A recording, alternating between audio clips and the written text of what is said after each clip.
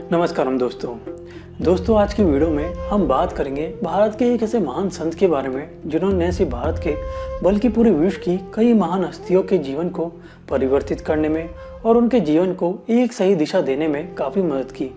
वैसे तो इस लिस्ट में कई नाम हैं, लेकिन जो सबसे चर्चित नाम है वो हैं Facebook founder Mark Zuckerberg, Apple founder Steve Jobs और Oscar winning actress Julia Roberts. दोस्तों, हमेशा एक कंबल में रहने वाले नीम करोली बाबा से जुड़ी हुई ऐसी कई किस्से कहानियां हैं जो कि आज की आधुनिक युवा पीढ़ी को असंभव प्रतीत हो, लेकिन वो लोग आज भी मौजूद हैं जिन्होंने इन घटनाओं को काफ़ी नज़दीक से महसूस किया और जिनके सामने यह घटनाएं घटित हुई। उन्हीं के इंटरव्यूज़ पर यह वीडियो आधारित है।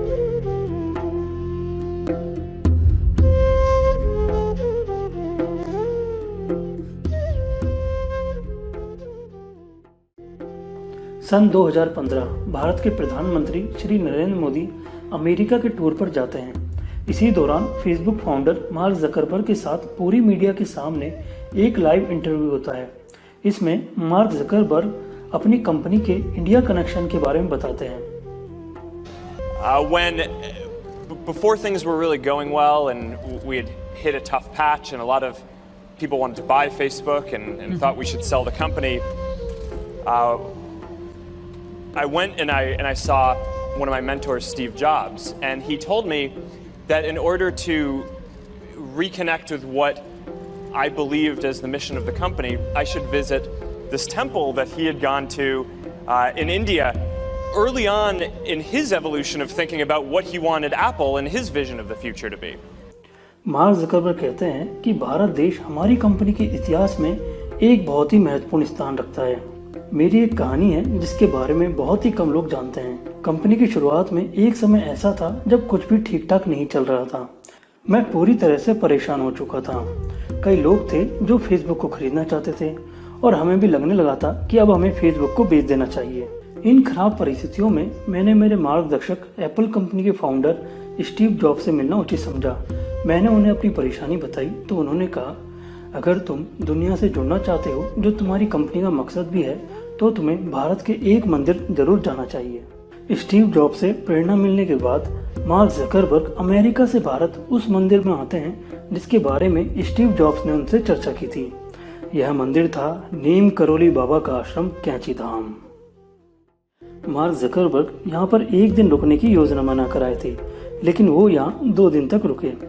ज़करबर्ग बाबा की समाधि के सामने बैठे रहते, इंग्लिश में लिखी हुई हनुमान चालीसा का जप करते और दिन भर ध्यान में मगन रहते।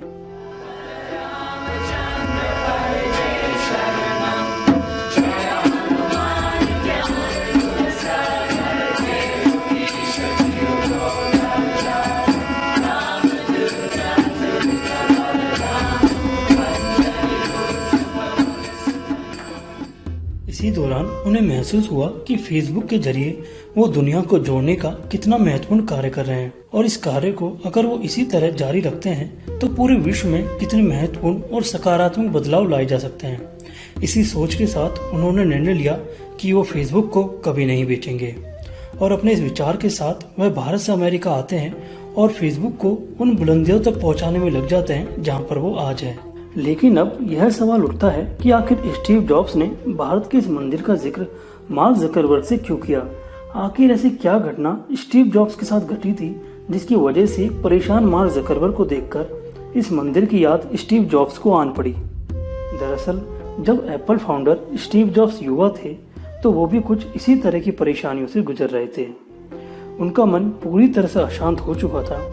उनके मस्तिष्क में योजनाएं तो कई थी, लेकिन कौन सी योजना सही है, कौन सी गलत है, किससे सफलता हाथ लगेगी, किससे असफलता हाथ लगेगी, किस योजना से कितना नुकसान होगा, इस तरह के सवालों से वो पूरी तरह से परेशान हो चुके थे और वो यह निर्णय नहीं ले पा रहे थे कि वो आगे जीवन में कौन सा कदम उठाएं। तो ऐसे में उनके एक मित्र ने उन्हें भारत जाने की और वहाँ बाबा नीम करोली से मिलने की सलाह दी। लेकिन जब तक वे वहाँ पहुँचते, नीम करोली बाबा हमेशा के लिए समाधि में लीन हो चुके थे, लेकिन बाबा की सकारात्मक और दिव्य ऊर्जा वहाँ अभी भी मौजूद थी, क्योंकि यह वह स्थान है जहाँ नीम करोली बाबा ने 18 वर्षों तक कठोर तपस्या की थी। स्टीव जॉब्स वहाँ कई दिनों तक रुके रहे, जिससे उनका मन तो शांत हुआ ही और साथ में उन्हें अपनी परेशानी का हल भी मिल गया। इसके बाद जब वे अमेरिका पहुंचते हैं तो उन्हें जानने वाले लोग उन्हें देखकर पूरी तरह से आश्चर्यचकित हो जाते हैं। उन्हें देखकर ऐसा लग रहा था कि मानो वो एक बोध में परिवर्तित हो चुके हैं। ऐसा लगा कि यह कोई और ही स्टीव जॉब्स है। उनके बाल कटे हुए थे और चेहरा पूरी तरह से आत्मविश्वास से भरा हुआ था। इसके कुछ समय बाद ही स्टीव जॉब्स एप्पल का पहला कंप्यूटर लॉन्च कर देते हैं, जिससे पूरे विश्व में तहलका मच जाता है। सफलता मिलने के बाद भी स्टीव जॉब्स कैंची धाम को नहीं भूले। उन्होंने इसके बारे में मार्क जकरबर्ग को तो बताया ही, साथ में आश्रम की समाज सेवी संस्था सेवा फाउंडेशन, जो कि अंधे लोगों के लिए समाज सेवा का कार्य करती है, उसको प्रारंभ करने में भी अपनी तरफ से काफी आर्थिक मदद प्रदान की।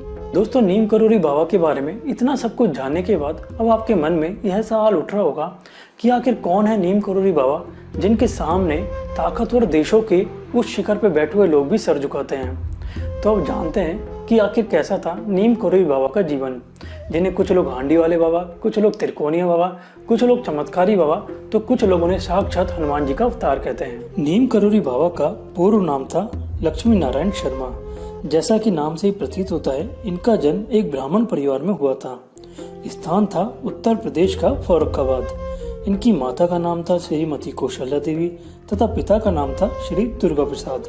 इनके माता पिता बहुत ही सहज, सरल और आस्थावान ब्राह्मण थे। उनकी माता का देहांत बाल काल में ही हो गया था। उस समय बाबा की उम्र थी मात्र 8 वर्ष। इसके बाद 11 वर्ष की आयु में एक कन्या के साथ उनका विवाह करवा दिया गया। धीरे धीरे लक्ष्मी नारायण शर्मा को यह समझ आने लगा कि उनके जीवन के मकसद की प्राप्ति यहाँ से पूर्ण नहीं हो सकती और मात्र 13 वर्ष की आयु में बाबा अपना घर त्याग कर देते हैं। इसके बाद 10 वर्षों तक वह जगह जगह घूमते रहे। इसी दौरान वो गुजरात पहुंचे, जहां एक बवनिया मोरवी नाम के गांव में स्थित एक तालाब के पास बैठकर उन्होंने अपनी साधना जारी रखी। यहाँ लोग उन्हें तलैया वाले बाबा कहकर पुकारने लगे।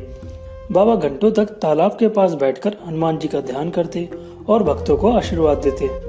इसके बाद बाबा उत्तर प्रदेश के एक गांव नीम करोली पहुंचे।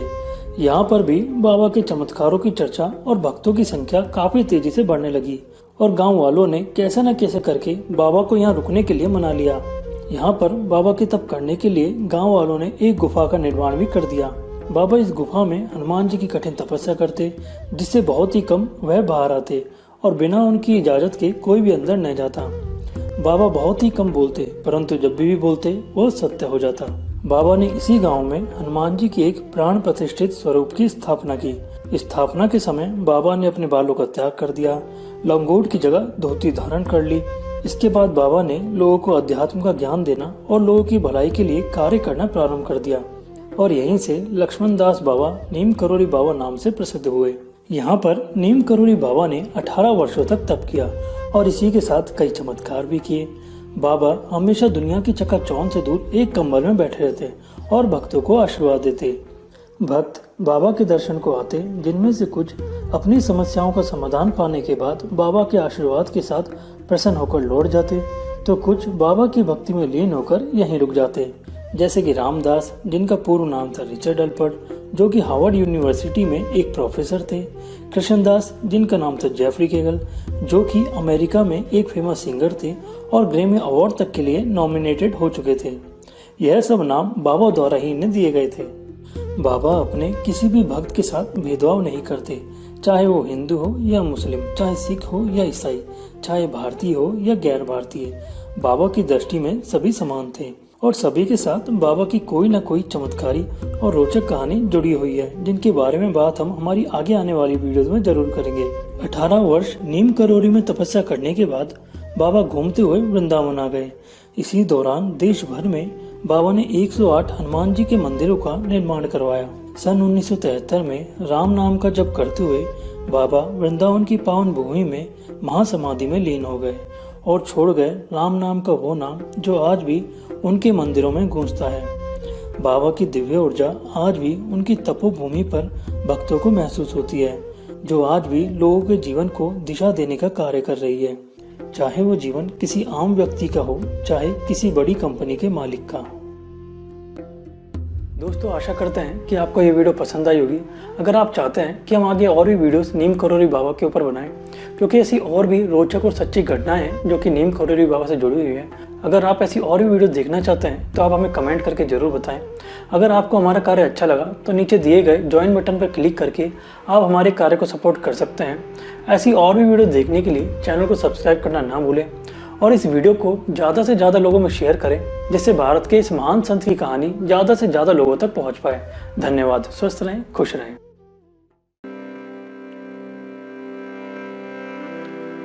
राम बोलो, राम बोलो, बोलो बोलो राम, राम बोलो।